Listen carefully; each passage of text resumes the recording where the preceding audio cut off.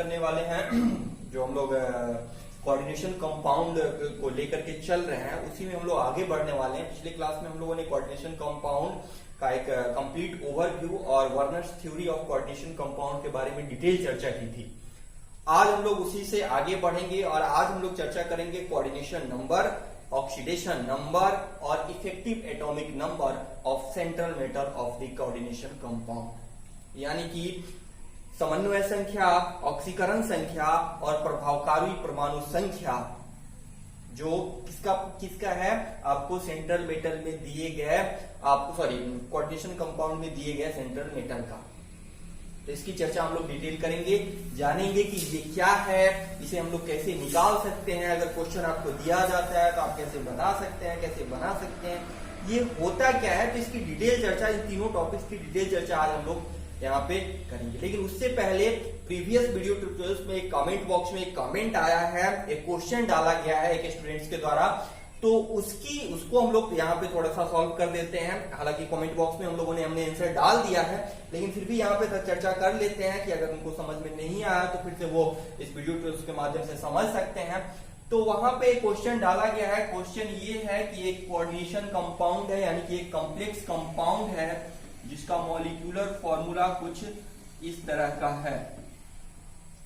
उन्होंने क्वेश्चन पूछा है कि अगर ये कोऑर्डिनेशन कंपाउंड है तो इसमें आयन की संख्या 0 ही क्यों है, 1 क्यों नहीं है, 0 है 1 क्यों नहीं है। उन्होंने क्वेश्चन पूछा है कि आयन की संख्या 0 है, 1 क्यों नहीं है। 0 का मतलब है कि कोई आयन नहीं बन रहा है, वहां पे उनको थोड़ा सा कंफ्यूजन है।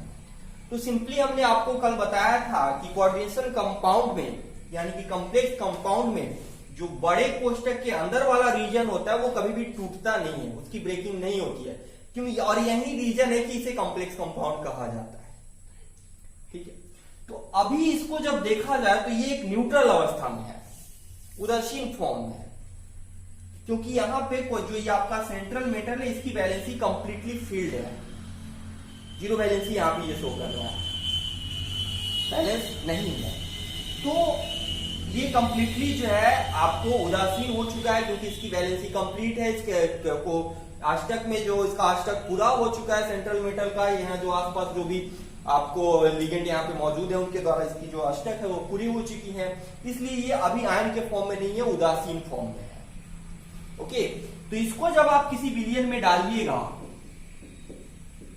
विलियन में जब आप डालिएगा तो ये जिस फॉर्म में है उसी फॉर्म में रहेगा, यानी कि ये इसी फॉर्म में विलियन में मौजूद रहता है, कोई चेंजिंग नहीं होती है। तो जब आप विलियन में कोई चेंजिंग नहीं हो रही, यानी कि कोई भी आयन नहीं बन रहा है, यहां भी न्यूट्रल था, यहां भी न्यूट्रल, और न्यूट्रल है इसका मतलब है कि इस पे कोई चार्ज नहीं है, और आयन वो तभी कहलाता है जब इस पे कोई चार्ज आ जाए, यानी कि कोई आयन यहां पे नहीं बनेगा। इसीलिए हमने कहा कि इसलिए आपका जो क्वेश्चन है ये 0 ही क्यों है, 1 क्यों नहीं है, यही कारण है कि यहाँ पे आयन 0 होता है, 1 नहीं होता। आपके कंफ्यूजन को हम दोबारा से दिखा सकते हैं कि अगर न्यूट्रल मान लीजिए कि कोई दूसरा एलिमेंट है, जैसे मान लीजिए इसी को हम लोग लेते हैं CCl2 NH3 का होल 4 Cl, इसको जब आप विलियन में डालिएगा तो ये टूट जाता है, क्योंकि यहां कोऑर्डिनेशन कंपाउंड के बाहर भी एक काउंटर आयन है। नाम ही हम लोगों ने पिछले वीडियो में तो चर्चा की थी कि इसके बाहर जो होता है उसको हम लोग काउंटर आयन कहते हैं, हिंदी में प्रतिकारक आयन कहते हैं। तो ये जब टूटेगा, क्योंकि यहाँ पे कंप्लीट कंपाउंड के बाहर भी है एक जो आपका कॉम्प्लेक्स रीजन है, उसके बाहर भी प्रतिकारक आयन के रूप में एक एलिमेंट मौजूद है, तो अब यहाँ पे ब्रेकिंग होगी, क्योंकि इसके बाहर हमने आपको कहा कि अंदर वाला जो रीजन है वो ब्रेक नहीं होगा, इसीलिए जिस फॉर्म में था उसी फॉर्म में रह जाएगा और कोई आयन नहीं बनेगा। लेकिन जब इसके बाहर कोई एलिमेंट मौजूद हो तो वो टूटेगा, और जब टूटेगा तो आयन बनेगा, यानी कि ये बना लेगा प्लस प्लस Cl माइनस, यानी कि यहाँ पे 2 आयन बनेंगे। और यहां पे चूंकि नहीं है और कॉम्प्लेक्स फॉर्म का जो है वो नहीं टूट रहा है, इसलिए आयन नहीं बने। तो इसीलिए यहाँ पे कोई आयन नहीं बनता है और यहाँ पे आयन की संख्या 0 यानी कि कोई आयन नहीं बन रहा है और यहाँ पे आयन की संख्या 2 हो जाती है, क्योंकि यहाँ पे कॉम्प्लेक्स का जो आपका जो बड़ा कोष्टक है उसके बाहर भी प्रतिकारक आयन मौजूद है और जब ऐसा मौजूद होता है तब ये टूट जाता है सॉल्यूशन में डालने के बाद, क्योंकि ये एक अलग टूट जाएगा और ये दोनों अलग हो जाएंगे और तब यहाँ पे आयन नंबर ऑफ आयन बन जाता है। तो सीधी सी बात ये है कि जब भी कोई न्यूट्रल आपका वो हो कोऑर्डिनेशन कंपाउंड हो जिसमें प्रतिकारक आयन मौजूद हो तभी वहां पे आयन बनेंगे, चाहे आयन की संख्या जो भी हो। अगर कोई न्यूट्रल है और प्रतिकारक आयन वहां पे मौजूद नहीं है तो आयन की संख्या वहां पे हमेशा 0 होगी, क्योंकि सीधी सी बात है कि कॉम्प्लेक्स कंपाउंड में बड़े कोष्टक के अंदर वाला भाग जो है वो कभी नहीं टूटता है। आई थिंक आपका जो क्वेश्चन है, आपका जो कंफ्यूजन है, सॉल्व हो चुका होगा। फिर भी अगर कोई दिक्कत है इसके बाद, अगर कोई आपको दिक्कत आती है, आज के वीडियोस में कोई दिक्कत आती है, पिछले वीडियोस में कोई भी दिक्कत आती है, तो आप जो है आप कमेंट बॉक्स में फिर से कमेंट डाल सकते हैं, क्वेश्चन डाल सकते हैं। फिर से आपको कमेंट बॉक्स में अगर हो सके तो उसी में भी सॉल्व करके बताएंगे, और नहीं होगा तो फिर अगले वीडियोस में इसी तरह हम आपको सॉल्व करके बताएंगे, फिर अपना टॉपिक आगे बढ़ाएंगे। इससे पहले एक और जानकारी दे दे कि अभी तक जो भी हमारे नए व्यूअर्स हैं या ऐसे स्टूडेंट्स हैं जो इस चैनल को सब्सक्राइब नहीं किए हैं, रेस्ट्रिक्टली चैनल को सब्सक्राइब कर लीजिए, क्योंकि अभी तक स्पीड अप इसलिए नहीं किया गया है, वेट किया जा रहा था कि जो भी स्टूडेंट अभी तक नहीं किए हैं वो कर लें, बेल आइकन को दबा दें ताकि उनको नोटिफिकेशन मिल जाए। यहां से अब स्पीड अप किया जाएगा। स्पीड अप कहने का मतलब है कि आपका जो टॉपिक्स है उसको डे वाइज जो है दो दो वीडियो के माध्यम से तेजी से निकाला जाएगा की तरफ, ज्यादा से ज्यादा वीडियो अपलोड किए जाएंगे। तो अगर आप उसको स्पीड अप में आप नहीं पार्टिसिपेट कर पाए तो शायद आपका टॉपिक छूट जाएगा और फिर जब आप ऑफलाइन क्लासेस में आइएगा तो आपको थोड़ी सी परेशानी का सामना करना पड़ सकता है। तो मेरे ख्याल से अगर आप नहीं किए हैं तो कर लीजिए, ताकि जब हम लोग तेजी से आगे बढ़े तो आप भी हमारे साथ हो वहां पे, नहीं तो जो है आप पीछे छूट जाएंगे, आपको वो नोटिफिकेशन नहीं मिल पाएगा, वो वीडियो ट्यूटोरियल से आपको समय पे नहीं मिल पाएंगे और एक साथ आपको कई वीडियो जो है वो देखने पड़ेंगे, तो आपको शायद प्रॉब्लम हो सकती है। अभी तक अगर आप लोगों ने सब्सक्राइब नहीं किया है तो कर लीजिए, क्योंकि हमने पीछे भी आपको बता दिया है और आज भी फिर से बता रहे हैं कि मेरा जो भी क्लास होता था बायोलॉजी का और कंप्लीट बायोलॉजी का और जो भी पोर्शन होता था केमिस्ट्री का, वो सारे वीडियो जो है इसी चैनल पे आपको अवेलेबल होंगे। जो मेरा CSIR का अपलोड होता था वो होता रहेगा, लेकिन ये जो भी है हमारा जो क्लास होता था यहाँ पे ऑफलाइन, वो जो वीडियो ट्यूटोरियल है वो आपको इसी चैनल पे अवेलेबल है। तो इसलिए मेरा क्लास अटेंड करने के लिए, हमारे साथ बने रहने के लिए जरूरी है कि चैनल को सब्सक्राइब करें। उसमें कोई पैसा आपको नहीं देना है, कोई पे नहीं करना है। आपके पास जो भी मोबाइल हो उसमें चैनल को सब्सक्राइब कीजिए, बेल आइकन को दबाइए, ताकि कोई भी मोबाइल आपके घर पे अगर 2-3 मोबाइल हो सब में कीजिए, ताकि आपका मोबाइल कोई एब्सेंट भी रहता है तो आपको वो नोटिफिकेशन तीनों में से किसी मोबाइल से मिल जाए, क्योंकि ये नॉन चार्जेबल है, कोई चार्ज यहाँ पे नहीं लग रहा है, कोई आपको परेशानी नहीं होगी सब्सक्रिप्शन के बाद, कोई आपको प्रॉब्लम नहीं होगी, आपको फायदा ही फायदा होगा। तो फिर उससे क्या प्रॉब्लम है कि आप सब्सक्राइब नहीं कर पा रहे हैं। तो आज जो है रेस्ट्रिक्टली इसको सब्सक्राइब कीजिए और हमारे साथ बने रहिए, ताकि हम जो है अपना जो भी वीडियो ट्यूटोरियल्स है, अपना जो भी मटेरियल्स है, आपके नॉलेजेबल मटेरियल्स, आपके प्रिपरेशन के लिए जो जरूरी है, आपके सिलेबस में जो इन्वॉल्व है, वो सारे मटेरियल्स कंप्लीट एक्सप्लेनेशन के साथ आप तक पहुंचाते हैं। इसके लिए आप जरूरी है कि आप हमारे चैनल्स के साथ, हमारे साथ जुड़े रहिए, बने रहिए और सीखते रहिए। तो अब हम लोग बढ़ते हैं अपने टॉपिक्स की तरफ। जो अगला हमारा टॉपिक है आज का, coordination number, oxidation number and effective atomic number of central metal of the coordination compound. Okay, तो हमारा जो पहला टॉपिक आज हम लोग सबसे पहले एक्सप्लेन जो करने वाले हैं वो है coordination number. Coordination number, Hindi में इसको हम लोग कहते हैं समन्वय संख्या। समन्वय संख्या, समन्वय संख्या की अगर परिभाषा हम लोग देखें, समन्वय संख्या की अगर हम लोग परिभाषा देखें तो समन्वय संख्या वह संख्या है, चाहे समन्वय संख्या पेयर ऑफ इलेक्ट्रॉन की संख्या को बताता है जो किसी लिगेंड के द्वारा सेंट्रल मेटल को प्रदान किया जाता है। यानी कि सीधी सी बात है कि किसी कोऑर्डिनेशन कंपाउंड में, किसी कोऑर्डिनेशन कंपाउंड में किसी लिगेंड के द्वारा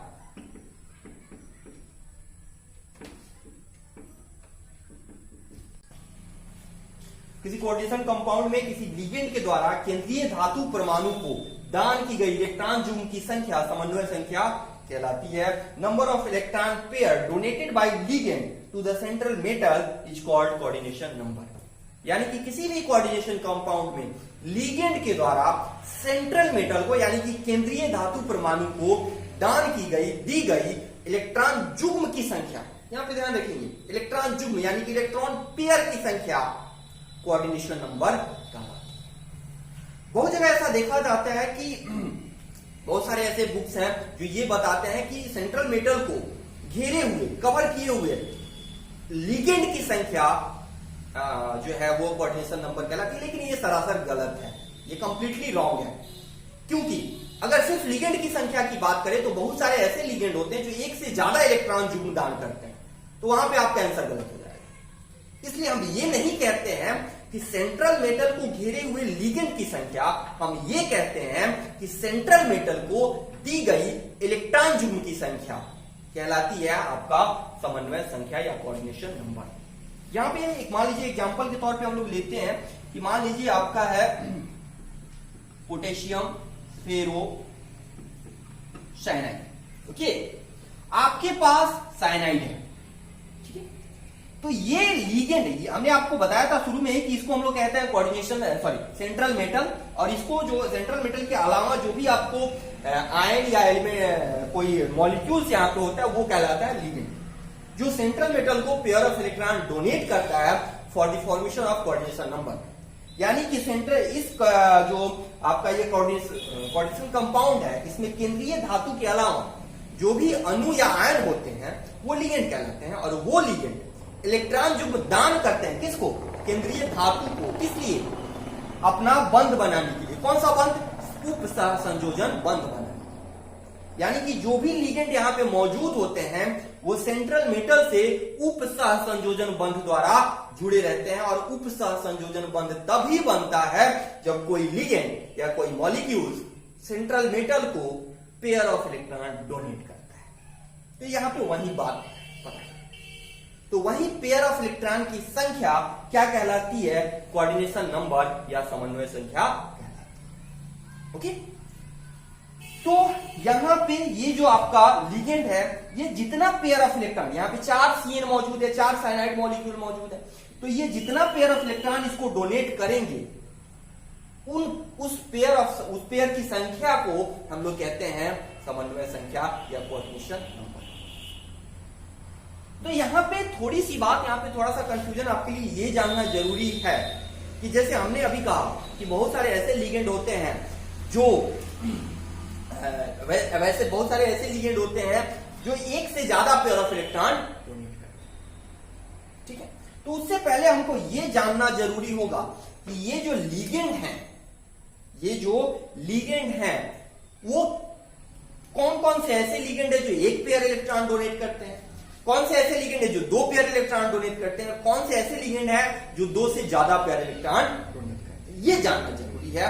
तब हम लोग जो है कंप्लीट जो कोऑर्डिनेशन नंबर है, समन्वय संख्या है, उसको हम कंप्लीटली जो है याद कर सकते हैं, कंप्लीटली निकाल सकते हैं। तो यहां पर आपने ये समझ लिया कि जो लिगेंड है वो जितना pair of electron central metal को डोनेट करते हैं वो संख्या कहलाती है समन्वय संख्या या कोऑर्डिनेशन नंबर। तो यहां पे हम लोग जानते हैं कि लिगेंड कैसे होते हैं। तो कोऑर्डिनेशन नंबर निकालने से पहले यहां पे एक चीज हम लोग देख लेते हैं पहले कि किस मॉलिक्यूल्स की या किस एटम्स की, किस आयंस की डेंसिटी क्या है। डेंसिटी दैट मींस कि वो कितना इलेक्ट्रॉन युग्म दान कर सकता है, ये जान लेना जरूरी है। तो यहाँ पे हम लोग देख लेते हैं कि ये लिगेंड जो हमारे यहाँ पे दिए हुए हैं वो कैसे कैसे लिगेंड है। यहाँ पे पहला है आपका मोनोडेंटेट लिगेंड। मोनोडेंटेट लिगेंड का हिंदी में इसको हम लोग कहते हैं एकल दंतुर लिगेंड। एकल दंतुर लिगेंड, एकल दंतुर लिगेंड में 3 तरह के आप लोग चार्ज के बेसिस पे इसको हम लोग 3 भाग में बांट सकते हैं। पहला है आपका एनायनिक मोनोडेंटेट लिगेंड यानी कि ऋणात्मक एकल दंतुर लिगेंड। इसमें आपका हैलोजन फैमिली यानी कि क्लोरीन, ब्रोमीन, आयोडीन आता है। हाइड्रोक्सोल यानी कि OH O2 minus NO2 minus Cl minus, इसको साइनेटो कहते हैं। जब आप लोग आईपीसी नाम रखेंगे तो वहां पे हम लोग देखेंगे कि इसको नाम को, इसको थायोसाइनेटो हम लोग कहते हैं। जब एस ग्रुप किसी में भी लग जाता है तो उसमें थायो वर्ड हम लोग वहां पे ऐड कर देते हैं, ध्यान रखेंगे। फिर हम लोग बात इसको जब आईपीसी नेमिंग करना सीखेंगे कोऑर्डिनेशन कंपाउंड का, वहां पे फिर इसकी चर्चा हम लोग करेंगे कि यहाँ पे इसका नामकरण हम लोग कैसे करें। दूसरे तरह का जो लिगेंड होता है मोनोडोनेटेड लिगेंड, वो न्यूट्रल होता है लेकिन एक वन पेयर इलेक्ट्रॉन ही डोनेट करता है। जैसे आपका अमोनिया है, आपका वाटर मॉलिक्यूल है, एक्वा इसको कहते हैं, CO है कार्बोनिल कहते हैं, NO है नाइट्रोसिल कहते हैं, और CS है फिर यहाँ आपको कार्बोनिल में वो हटा के एस लगा दिया, यानी कि इसको थायोकार्बोनिल हम लोग कहते हैं। तीसरा है धनात्मक आपका NH2 NH3 प्लस, हाइड्रोजीनियम इसको कहते हैं क्योंकि धनात्मक आयन जोड़ देते हैं एक्चुअली, और NH4 प्लस है, इसको हम लोग अमोनियम कहते हैं। दूसरा टाइप का जो हमारा लिगेंड है यहाँ पे मोनोडेंटेट लिगेंड को इस तरह चार्ज के बेसिस पे हमने बांटा। दूसरा है बाइडेंटेट लिगेंड, द्विदंतुर लिगेंड।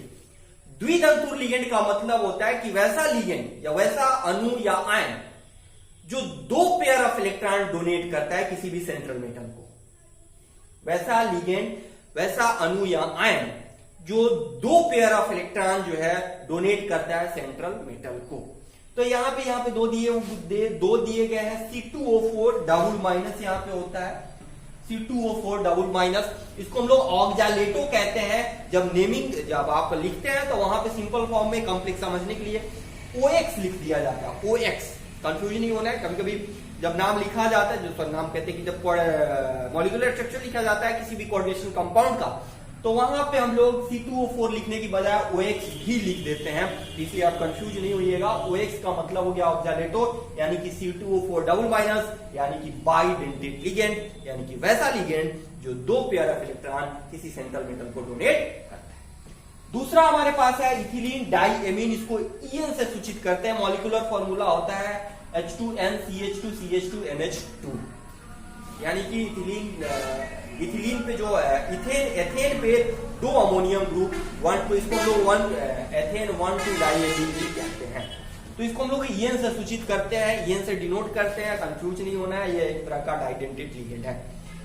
तीसरा है आपका पॉलीडेंटेट लिगेंड, बहुदंतुर, वैसा लिगेंड जब 2 से ज्यादा इलेक्ट्रॉन पेयर सेंट्रल मेटल को डोनेट करता हो, 2 से ज्यादा। तो यहाँ पे आता है EDTA4 माइनस, इसको हम लोग पूरा नाम अगर जाने तो इथिलीन डाइएमीन टेट्रा एसीटेट। फिर से एक बार, ethylene diamine tetra acetate. Acetate पे 4 माइनस होता है, इसलिए इसको हम लोग 4 जो एसीटेट ग्रुप होते हैं वहां पे 1 माइनस होता है, इसलिए यहाँ पे 4 माइनस दिया जाता है। ये एक तरह का हेक्साडेंटेट लिगेंड है, यहाँ पे हम लोग लिख देते हैं हेक्साडेंटेट, यानी कि हेक्सा का मतलब होता है 6 पेयर, यानी कि ये 6 पेयर ऑफ इलेक्ट्रॉन डोनेट करता है सेंट्रल मेटल को। दूसरा है डाइइथिलीन डाइएमीन, इसको हम लोग कहते हैं, यहां था इथिलीन डाइएमीन लेकिन यहां होता है डाइइथिलीन डाइएमीन, यानी कि 2 एथिलीन और 2 एमीन, डाइइथिलीन डाइएमीन। तो ये जो लिगेंड होता है वो होता है ट्राइडेंटेट लिगेंड, यानी कि ये 3 पेयर ऑफ इलेक्ट्रॉन जो है डोनेट करता है, यानी कि दोनों जो है वो बहुदंतुर लिगेंड है। इसको EDTA4 माइनस से ज्यादातर लिखा जाता है और इसको डाइइन करके ही लिखा जाता है। तो नाम अगर आपको इस वर्ड से जो है डिनोट किया जाता है वहां पे कंफ्यूज नहीं होना, सीधे समझना है कि ये आपका हेक्साडेंटेट है और ये ट्राइडेंटेट लिगेंड हो गया। तो ये जो है ये बेसिक चीज हमको जरूरी है कोऑर्डिनेशन कंपाउंड निकालने के लिए। लेकिन चूंकि हम लोग लिगेंड की चर्चा यहाँ पे कर ली है तो ये 2 चीज और जान लेते हैं इनके बारे में कि 2 तरह के और लिगेंड होते हैं। हालांकि कोऑर्डिनेशन नंबर निकालने के लिए आपको उसकी जरूरत नहीं है, फिर भी चूंकि हम लोग बात यहाँ पे लिगेंड की कर लिए हैं तो उसकी भी बात हम लोग कर लेते हैं। यहाँ पे 3 तरह के लिगेंड की बात ऑलरेडी हम लोग कर ली है, 2 तरह की और चर्चा हम लोग यहाँ पे कर लेते हैं ताकि आपका प्रॉब्लम जो है सॉल्व हो जाएगा।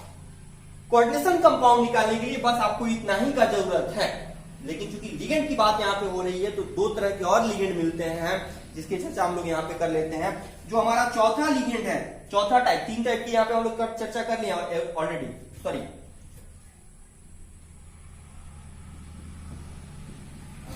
1 2 3।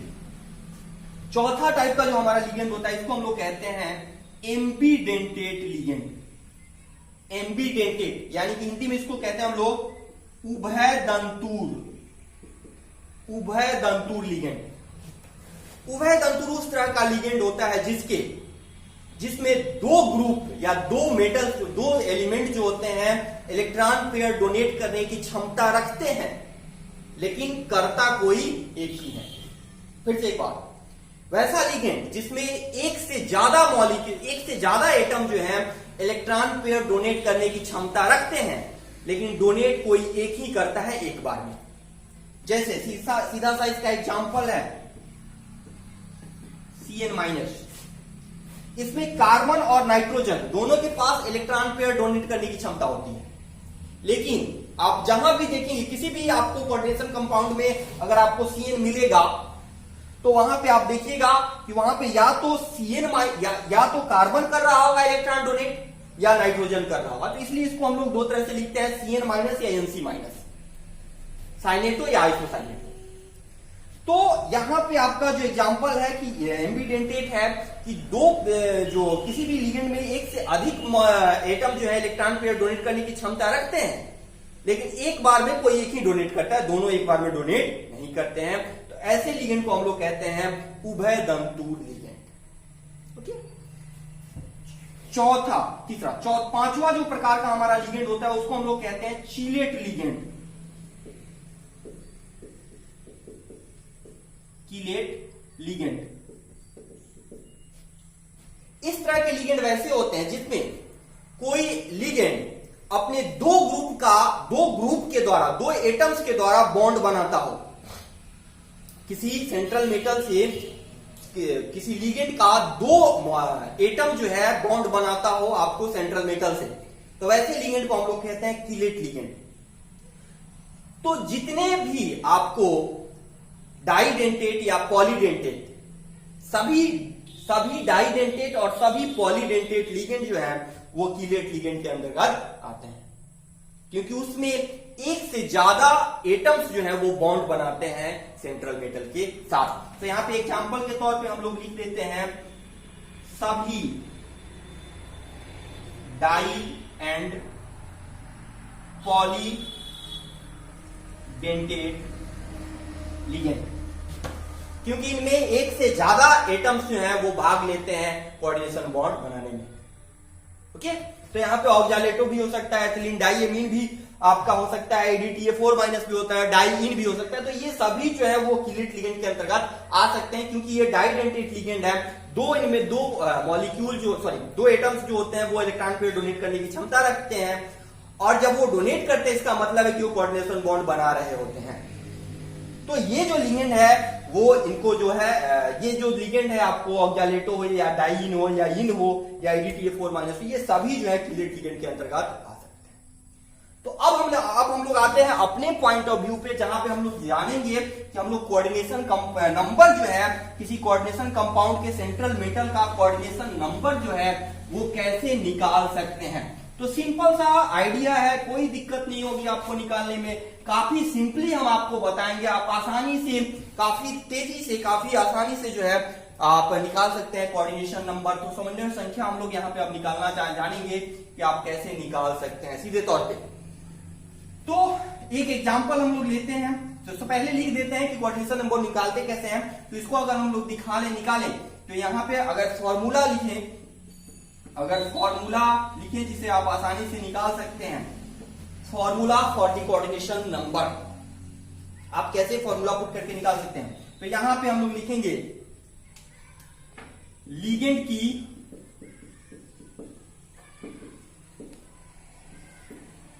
संख्या मल्टीप्लाइड बाय, लिगेंड की संख्या मल्टीप्लाइड बाय लिगेंड की इलेक्ट्रॉन युग्म दान करने की क्षमता।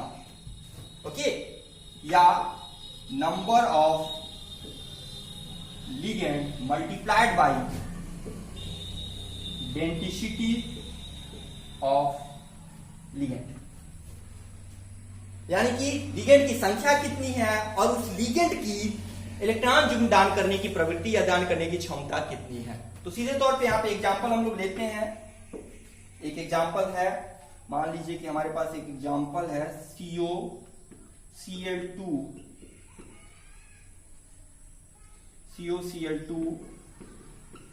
NH3 का होल 4Cl।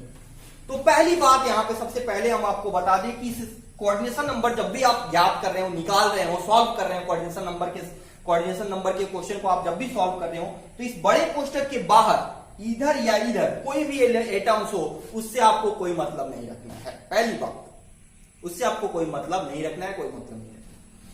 मतलब आपको होना चाहिए सिर्फ इसकी सेंट्रल मेटल, सॉरी ये जो बड़ा कोष्ठक है उसके अंदर जो भी सेंट्रल मेटल के अलावा जो भी लिगेंड मौजूद है उनके। तो जब ये ऐसे अभी आप लोगों ने देखा कि ये जो Cl है ये भी आपका मोनोडेंटेट लिगेंड है, मोनोडेंटेट लिगेंड है, और ये भी आपका मोनोडेंटेट लिगेंड है। ओके, यानी कि ये भी एक इलेक्ट्रॉन युग्म दान करता है और अमोनिया भी एक इलेक्ट्रॉन युग्म दान करता है। फॉर्मूला हमारा कहता है कि लिगेंड की संख्या और लिगेंड की इलेक्ट्रॉन युग्म दान करने की क्षमता को हमको मल्टीप्लाई करना है। ठीक है, तो यहां पे अगर हम लोग फॉर्मूला को पुट करें, अगर सॉल्व करें क्वेश्चन को और फॉर्मूला को पुट करें तो लिगेंड की संख्या यहां पे दो, हमारे पास दो तरह के लिगेंड है। तो एक है आपका लिगेंड की संख्या हो गई 2 मल्टीप्लाइड बाई 1, इसका हो गया। फिर प्लस लिगेंड की संख्या 4 मल्टीप्लाइड बाई ये भी मोनोडेंटेट लिगेंड है, यानी कि डेंटिसिटी इसकी, यानी कि लिगेंड की इलेक्ट्रॉन युग्म चलने की क्षमता कितनी होगी 1। तो फाइनल जो हमारा आता है वो आ गया 2 + 4, यानी कि यहां पे जो हमारा कोऑर्डिनेशन नंबर होगा वो होगा 6, कोऑर्डिनेशन नंबर हमारा होगा 6। दूसरा एग्जांपल हम यहां पे लेते हैं पोटेशियम फेरोसाइनाइड, पोटेशियम फेरोसाइनाइड।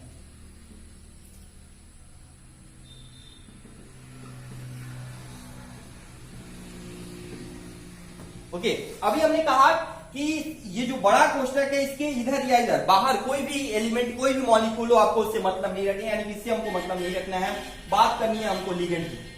तो Cn यानी कि साइनाइड, अभी आप लोगों ने पीछे देखा ये साइनाइड जो है वो मोनोडेंटेट लिगेंड के अंतर्गत आता है, रिनाइनिक जो है मोनोडेंटेट के लिए अंतर्गत आता है, यानी कि ये भी एक पेयर ऑफ इलेक्ट्रॉन जो है डोनेट, यानी कि इसके इलेक्ट्रॉन युग्म दान करने की क्षमता कितनी है, एक है।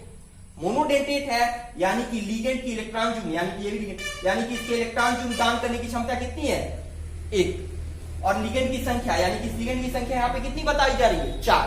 तो फॉर्मूला के अनुसार इसको अगर हम लोग सॉल्व करें तो फॉर्मूला के अनुसार 4, यानी कि इलेक्ट्रॉन युग्म, लिगेंड की संख्या 4 और लिगेंड के इलेक्ट्रॉन युग्म दान करने की क्षमता कितनी, 1। ओके, तो आपको लिगेंड की संख्या हो गई 4 और इलेक्ट्रॉन युग्म दान करने की क्षमता हो गई, लिगेंड की संख्या हो गई 4 और इलेक्ट्रॉन युग्म दान करने की क्षमता हो गई 1, यानी कि आपका जो आंसर आएगा वो आएगा 4, यानी कि यहां पे आपके फेरस का जो कोऑर्डिनेशन नंबर है वो है 4। तो आपने यहाँ पे दो तरह से एग्जांपल देखा और उसका सॉल्यूशन हमने यहाँ पे बताया। तो यहाँ पे हमने दो क्वेश्चन जो यहाँ पे सॉल्व कर दिए हैं। बाकी जो है अब आप लोगों को अगर कोई भी क्वेश्चन यहाँ पे फंस रहा है, नहीं बन पा रहा है, तो आप कमेंट बॉक्स में कमेंट करके डालेंगे। आप जितने भी क्वेश्चन डालेंगे वो क्वेश्चन का हम लोग एक कंप्लीट वीडियो ट्यूटोरियल बनाएंगे और जो इस चैनल पे फिर से डाला जाएगा। आप जितने भी क्वेश्चन जो है हमको सेंड करेंगे, कमेंट बॉक्स में डालेंगे, उस क्वेश्चन का हमको जो लगेगा कि नहीं ये क्वेश्चन बताना जरूरी है, उस क्वेश्चन का, सभी क्वेश्चन का एक अलग से वीडियो ट्यूटोरियल हम लोग बनाएंगे और आपके लिए डाला जाएगा। शुरू में चूंकि हम लोगों ने कहा था कि हम लोग आज 3 टॉपिक्स पे बात करेंगे, कोऑर्डिनेशन नंबर, ऑक्सीडेशन नंबर और इफेक्टिव एटॉमिक नंबर्स। लेकिन उसके लिए सॉरी है क्योंकि हमारा वीडियो ट्यूटोरियल अभी लंबा हो रहा है, तो शायद कुछ बच्चे ऐसे होते हैं जो इतना लंबा वीडियो नहीं देख पाते हैं, तो इसलिए हम लोग इस वीडियो ट्यूटोरियल को यहीं पे अभी स्टॉप कर रहे हैं। यानी कि सिर्फ कोऑर्डिनेशन टॉपिक इस वीडियो ट्यूटोरियल में हम लोग सिर्फ अभी कोऑर्डिनेशन नंबर की ही बात किए हैं, और अगला वीडियो ट्यूटोरियल हम लोग जो अभी बनाएंगे फिर से, उसमें हम लोग बात करेंगे फिर से ऑक्सीडेशन नंबर और इफेक्टिव एटॉमिक नंबर। तो दोनों वीडियो ट्यूटोरियल्स में दोनों से रिलेटेड जो भी आपके क्वेश्चन है वो वहां पे कमेंट बॉक्स में आप डाल दीजिएगा। दोनों वीडियो ये वीडियो ट्यूटोरियल और ऑक्सीडेशन नंबर और इफेक्टिव एटॉमिक नंबर्स का दोनों का एक साथ हम लोग बनाएंगे, क्योंकि ऑक्सीडेशन नंबर का जो जरूरी है वो इफेक्टिव एटॉमिक नंबर निकालने के लिए होता है। तो उन दोनों को एक साथ हम लोग बनाएंगे और दोनों में आप जो भी क्वेश्चन हो आप वहां पे कमेंट बॉक्स में डालेंगे। दोनों वीडियो के बाद हम लोग बनाएंगे आपका एक क्वेश्चन का वीडियो, जिसमें हम लोग सिर्फ क्वेश्चन डिस्कस करेंगे। आप जो भी क्वेश्चन भेजेंगे उसको और हमारे पास जो भी क्वेश्चन इंपॉर्टेंट होगा उसका सबका हम लोग क्वेश्चन जो है कंप्लीट एक्सप्लेनेशन करेंगे, आपको बताएंगे, आपको कोई परेशानी नहीं होगी। तब तक जो है एक बार फिर से बताएं कि अभी तक अगर आप लोगों ने इस चैनल को सब्सक्राइब नहीं किया है, सब्सक्राइब कीजिए, लाइक कीजिए, कमेंट कीजिए, आपको वीडियो कैसा लगा। परेशानी हो तो उसको उसमें डालिए, है ना, जिससे हम आपको आपका प्रॉब्लम जो है वो सॉल्व करके आपको बता सकें। क्योंकि आप ध्यान रखें, क्योंकि कोविड-19 का केस लगातार बढ़ता जा रहा है, अभी कोई कंट्रोल नहीं हो पा रहा है। 49,000 तक आपका केस पहुंच चुका है पर डे के हिसाब से। तो लॉकडाउन बढ़ेगा कि कब रुकेगा इसकी गारंटी नहीं है। इसलिए आप लोग सोचिए कि अभी आप लोगों का डिपेंडेंस इसी पे है। तो जो भी आप लोगों को प्रॉब्लम हो आप यहाँ पे सब कमेंट बॉक्स में कीजिए। ये वर्ड वेट मत कीजिए कि अब कमेंट हम जो है अपना प्रॉब्लम जो है जमा करके रखेंगे, एक बार पूछेंगे तो कब क्लास खुलेगा, अभी इसकी कोई गारंटी नहीं है, क्योंकि केस जो है लगातार बढ़ते जा रहे हैं। इसलिए आप जितना भी परेशानी हो आप हमसे सॉल्व कराइए और जो भी दिक्कत हो हमको बताइए, हम आपका परेशानी जो है सॉल्व करेंगे। आज के लिए बस इतना ही।